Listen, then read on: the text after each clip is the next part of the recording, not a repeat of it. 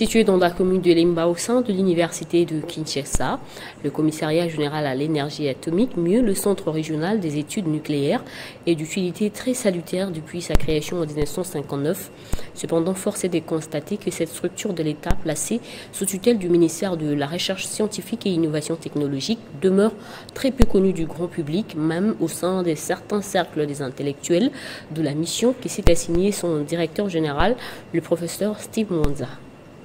Très préoccupé d'amener au bon port les missions confiées par le chef de l'État Félix-Antoine Tshisekedi, le professeur Steve Mwanza Kamunga, commissaire général de l'énergie atomique, s'est-elle à expliquer la mission du Centre régional des études nucléaires de Kinshasa et son impact positif sur l'environnement. Il n'y a pas de lien entre les recherches menées au Krenka et les causes à l'origine des érosions aux alentours du site, abritant l'université de Kinshasa, déclaration faite au cours d'une interview accordée mardi dans son bureau de travail. De prime abord, le professeur Steve Mwanza Kamunga a tenu à féliciter les chefs de l'État pour la confiance placée en sa modeste personne tout en louant ses efforts de management, efforts qui ont abouti l'année dernière lors de la descente des responsables de l'AIEA, Agence internationale de l'énergie atomique, qui a accepté d'accompagner la RDC dans plusieurs projets, dont la construction du centre multidisciplinaire de radiothérapie. En parallèle, on va construire aussi un bâtiment de radiopharmacie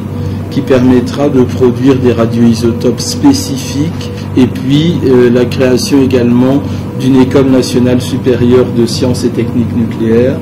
pour former les futurs techniciens et les futurs ingénieurs du secteur. Après une brève présentation du Centre régional des études nucléaires Krenka et ses objectifs spécifiques, le professeur Steve Mwanza a démontré l'importance du CGEA tout en éclairant l'opinion sur une ancienne rumeur qui a tenté de surgir, rumeur tendant à tenir pour responsable le centre de recherche dans la provocation des têtes d'érosion remarquées dans tous les quartiers environnants de l'université de Kinshasa. Le réacteur nucléaire est à l'arrêt.